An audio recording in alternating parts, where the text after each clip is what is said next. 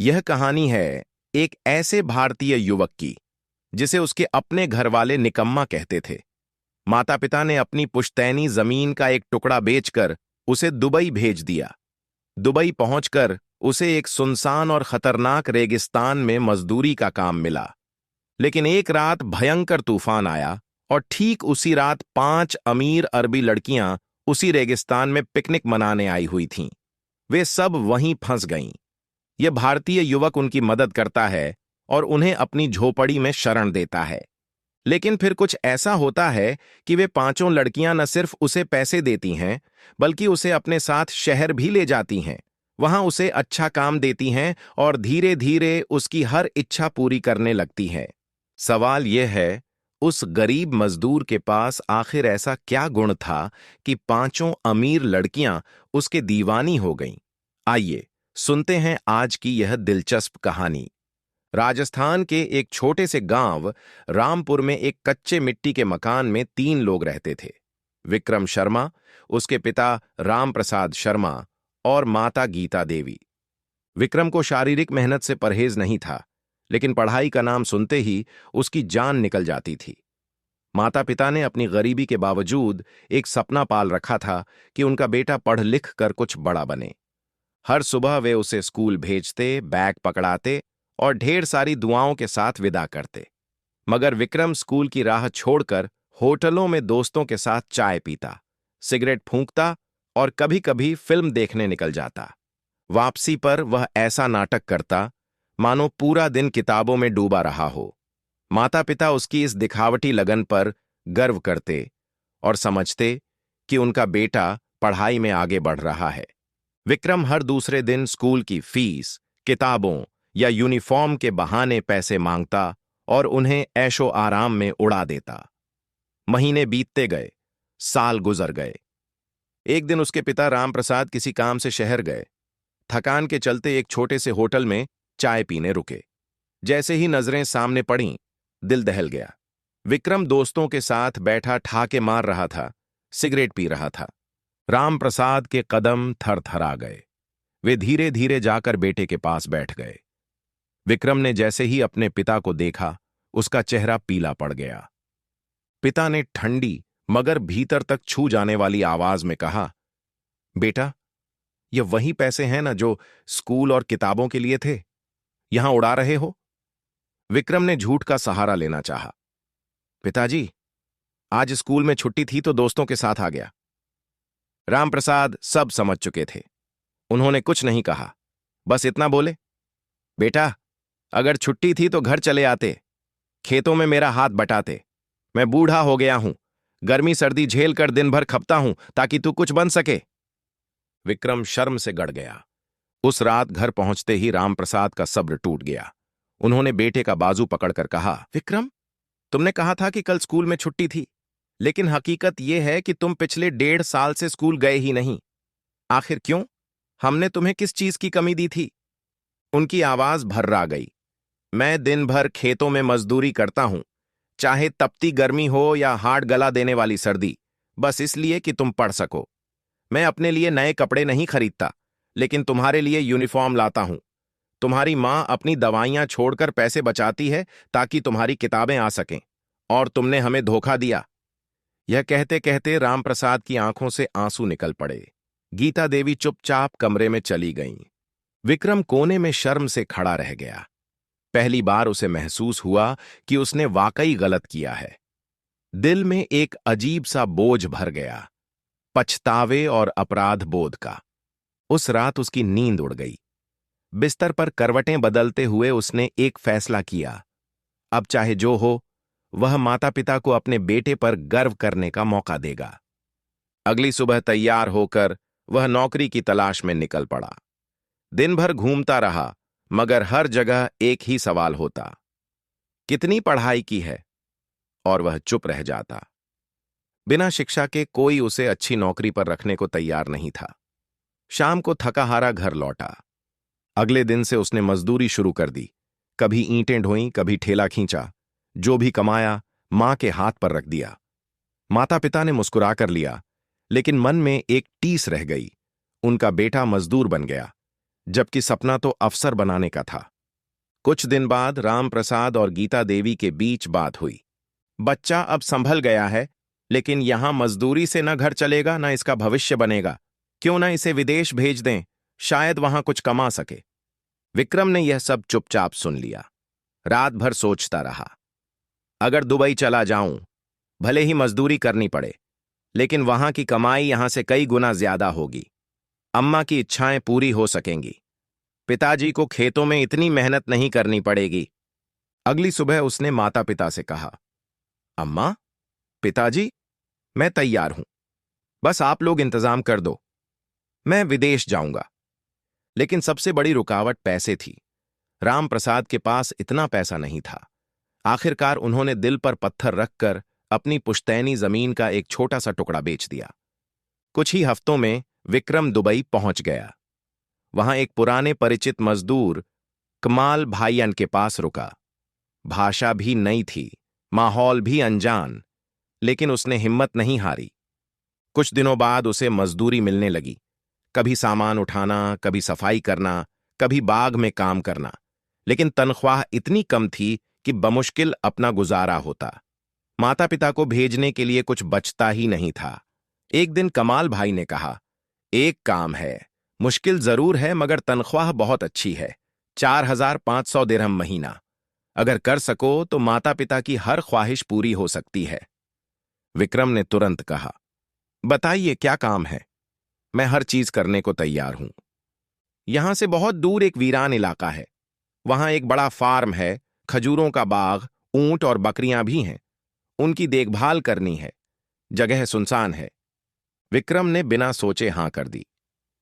अगले दिन अमीराती मालिक शेख अब्दुल्ला खुद गाड़ी लेकर आए और विक्रम को साथ बिठाकर रवाना हो गए। गाड़ी शाम को चली थी और अब सुबह का सूरज निकल आया था, मगर मंजिल अभी भी नहीं आई। विक्रम घबरा गया। यह वाकई बहुत दूर है, जैसे दुनिया से कटा हुआ कोई कोना। वह पूरे रास्ते चुप रहा। कभी खिड़की से सन्नाटे से भरे रेगिस्तान को देखता, कभी आंखें बंद करके माता पिता को याद करता। आखिरकार एक दिन और रात के लंबे सफर के बाद वे एक वीरान जगह पहुंचे। चारों तरफ रेत ही रेत, सूखे पेड़ और खामोशी का आलम था। न कोई इंसान, न कोई परिंदा, न कोई आवाज, सिर्फ सन्नाटा। शेख अब्दुल्ला ने गाड़ी से राशन का थैला उतारा, दाल, चावल, सब्जियां और पानी के गैलन, और कहा, यह 15 दिन का राशन है।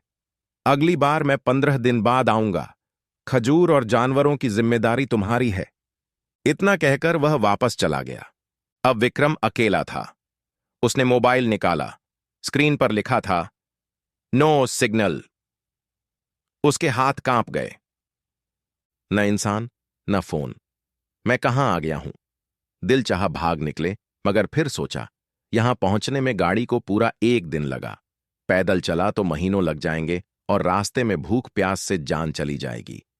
उसने गहरी सांस ली और खुद से कहा, अब यहीं रहना है, जैसे भी हो।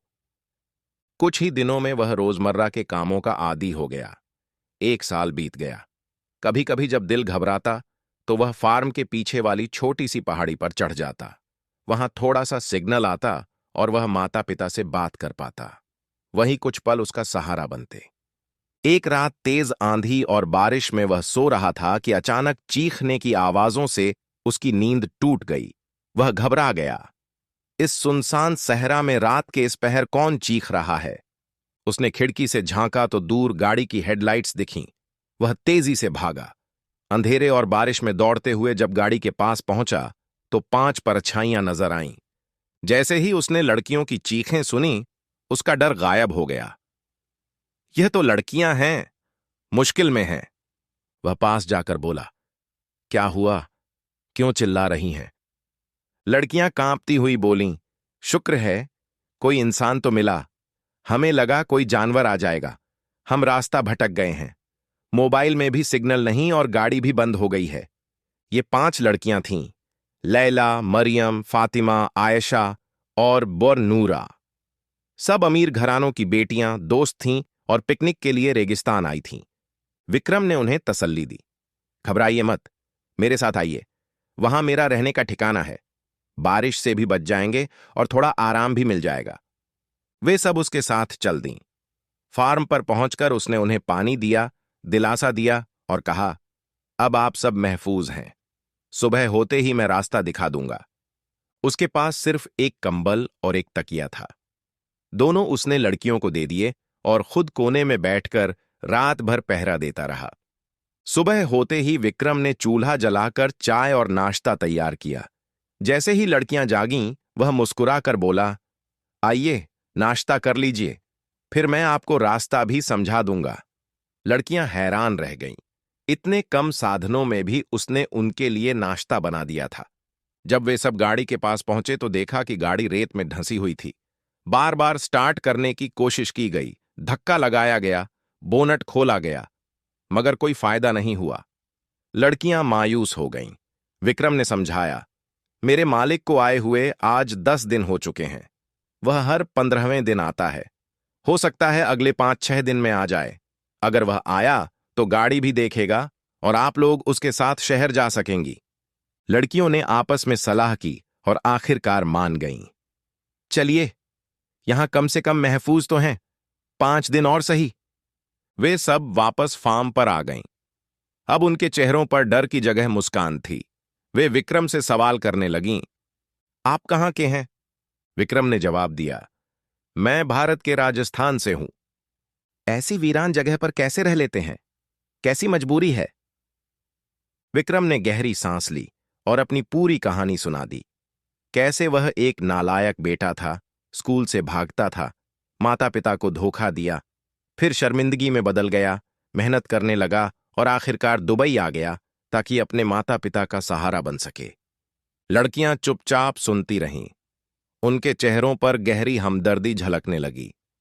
लैला बोली, क्या वाकई भारत में इतनी गरीबी है कि लोग सिर्फ 2 वक्त की रोटी के लिए परदेश आ जाते हैं? विक्रम ने नरमी से कहा, हां, आज भी लाखों लोग हैं जिन्हें 2 वक्त की रोटी भी नसीब नहीं होती। यह सुनकर लड़कियां चौंक गईं। मरियम बोली, हमारे यहां तो बचपन से हर चीज आसानी से मिलती है। हमें कभी अंदाजा ही नहीं था कि दुनिया में ऐसी भी जिंदगी होती है। विक्रम की सादगी, ईमानदारी और सच्चाई ने उनके दिल को छू लिया। वे भारत के बारे में पूछने लगीं। गांव की नदियां, हरे भरे खेत, मिट्टी के घर, सादा जीवन। 5 दिन ऐसे ही बीत गए, मगर शेख अब्दुल्ला नहीं आए। लड़कियां परेशान होने लगीं। 6ठे दिन आखिरकार शेख साहब आए। विक्रम ने बिना झिझक उन्हें सब कुछ बता दिया। शेख अब्दुल्ला ने कोई नाराजगी नहीं दिखाई, बल्कि खुद ही लड़कियों को गाड़ी में बैठाकर शहर वापस पहुंचा दिया। शहर में लड़कियों के माता पिता बेहद घबराए हुए थे, लेकिन जब बेटियों ने पूरी सच्चाई बताई, विक्रम की ईमानदारी, उसकी फिक्र, उसका सम्मान, तो उनका दिल भी पिघल गया। लैला के पिता बा शेख मंसूरन ने कहा, अगर वह लड़का तुम्हारे साथ काम करने को तैयार हो तो जरूर लाओ। ऐसे लोग आजकल बहुत मुश्किल से मिलते हैं। कुछ दिन बाद वे 5 लड़कियां फिर से फार्म पर आईं। वही सादा कपड़े, वही मुस्कान और साथ में एक नई पेशकश। विक्रम भाई, हमारे साथ चलिए। हम आपको 2 गुनी तनख्वाह देंगे, 9,000 दिरहम, एक आरामदायक जगह, इज्जत और छत वाला घर, सब कुछ मिलेगा। विक्रम कुछ पल चुप रहा, फिर धीरे से बोला, यहां मैं अकेला जरूर था, मगर आप सबकी मेहरबानियों ने मुझे फिर से इंसान बना दिया। अगर आप इजाजत दें तो मैं चलने को तैयार हूं। वे सब उसे अपने साथ ले आईं। अब विक्रम का एक नया सफर शुरू हुआ। वह उनका ड्राइवर भी था, मददगार भी और धीरे धीरे दोस्त भी बन गया। वह बाजार जाता, सामान लाता, गाड़ी चलाता, घर की मदद करता। लेकिन सबसे प्यारी थी वह शाम जब सब एक साथ बैठते, चाय पीते और हंसी मजाक करते। अब वे 5 लड़कियां उसे सिर्फ एक नौकर नहीं, बल्कि एक साथी मानने लगी थीं। दोस्त, भरोसेमंद इंसान और अपनेपन की एक छांव। 2 साल गुजर गए। एक दिन लड़कियों ने पूछा, विक्रम, तुम आखिरी बार कब घर गए थे? उसने नजरें झुका लीं। 2 साल हो गए, लेकिन यहां काम इतना रहा कि वक्त का एहसास ही नहीं हुआ। लड़कियों ने कहा, अब तुम छुट्टी पर जाओ, हम तुम्हें अच्छी खासी रकम देते हैं, शॉपिंग भी करवा देते हैं। अपने माता पिता के साथ वक्त बिताओ, फिर वापस आ जाना। उन्होंने उसके लिए नए कपड़े खरीदे, तोहफे दिए, टिकट दिलाया और कहा, अब जाओ और अपने गांव वालों को बताओ कि विक्रम अब बदल चुका है। जब वह अपने गांव पहुंचा तो हर कोई हैरान रह गया। वही लड़का जिसे सब नाकारा समझते थे, आज गाड़ी में आया था, नए कपड़ों में और एक सुकून भरी मुस्कान के साथ। माता पिता तो खुशी से रो पड़े। राम प्रसाद ने उसके कंधे पर हाथ रखा और बोले, बेटा, अब सब कुछ है, घर, इज्जत, पैसा, अब शादी भी कर लो। विक्रम ने मुस्कुराकर कहा, अभी नहीं पिताजी, शादी का वक्त आएगा तो खुद बताऊंगा, अभी तो दिल वापस जाने को कर रहा है। कुछ दिन बाद उसने माता पिता से रुखसत ली। मैं फिर दुबई जा रहा हूं, अगली छुट्टी में आया तो शादी की बात करेंगे। दरअसल विक्रम उन 5 लड़कियों में से एक से सच्ची मोहब्बत करने लगा था। वह थी नूरा, सबसे खामोश, धीमी आवाज में बोलने वाली और सबसे ज्यादा उसका ख्याल रखने वाली। एक रात विक्रम ने नूरा को फोन किया, एक जरूरी बात करनी है, क्या मिल सकती हो? वह बिना कुछ पूछे तुरंत आ गई। विक्रम ने उसके सामने सच्चाई रख दी। मैं तुमसे सच्ची मोहब्बत करता हूं, लेकिन मैं जानता हूं कि मैं सिर्फ एक गरीब भारतीय मजदूर हूं। अगर तुम भी मुझे चाहती हो तो क्या तुम मेरे साथ भारत चलोगी? मुझे तुम्हारा पैसा नहीं चाहिए, बस तुम चाहिए। नूरा की आंखों में आंसू आ गए। वह बोली, विक्रम, तुमने मुझे इंसानियत का असली मतलब सिखाया है। तुम्हारी सादगी, ईमानदारी और मेहनत ने मेरा दिल जीत लिया है। अगर तुम मुझे सच में चाहते हो तो मैं तुम्हारे साथ अपनी जमीन, अपना ऐशो आराम छोड़कर भारत चलने को तैयार हूं। विक्रम ने उसका हाथ थामकर कहा, लेकिन तुम्हारे माता पिता? नूरा ने मुस्कुराकर कहा, मैं उन्हें समझा लूंगी। प्यार में कोई धर्म, कोई देश नहीं होता, बस 2 दिल होते हैं। बहुत मुश्किल से, लेकिन नूरा ने अपने परिवार को मना लिया। उन्होंने समझा कि विक्रम एक सच्चा और नेक इंसान है। दोनों ने शादी कर ली। नूरा ने इस्लाम धर्म नहीं छोड़ा, विक्रम ने हिंदू धर्म नहीं छोड़ा। दोनों ने सिर्फ एक दूसरे का सम्मान किया और प्यार को धर्म से ऊपर रखा। वे भारत पहुंचे। विक्रम ने माता पिता के कदम छुए और कहा, यही है मेरी जीवन साथी, मेरी बीवी और मेरी जिंदगी का सबसे बड़ा सच। राम प्रसाद और गीता देवी की आंखें खुशी से छलक उठीं। उन्होंने बहू को गले से लगाया और कहा, यही वह लड़की है जिसने हमारे बेटे को असली इंसान बना दिया। बाकी 4 लड़कियां, लैला, मरियम, फातिमा और आयशा भी खुश थीं। वे समझ गई थीं कि सच्ची मोहब्बत वही होती है जो दिल से निकले, दिखावे से नहीं। विक्रम एक नालायक लड़के से एक जिम्मेदार इंसान बन गया, सिर्फ इसलिए क्योंकि उसने अपनी गलतियों को स्वीकार किया और मेहनत की राह चुनी। अगर आपको यह कहानी पसंद आई तो लाइक करना मत भूलिए, चैनल को सब्सक्राइब कीजिए। कमेंट में बताइए, क्या आप भी विक्रम की तरह बदलाव लाना चाहते हैं? अगली कहानी जल्द आ रही है।